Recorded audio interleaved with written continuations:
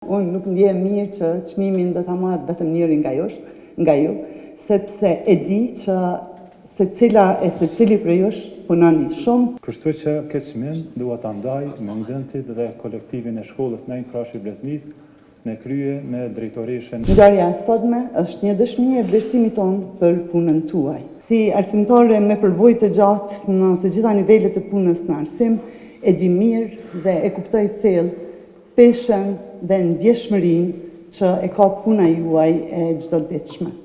Andaj dhe me këtë vedije në Ministrinë e Arsimit kemi dhënë një tekst të veçantë tek zhvillimi profesional i mësimdhënësve.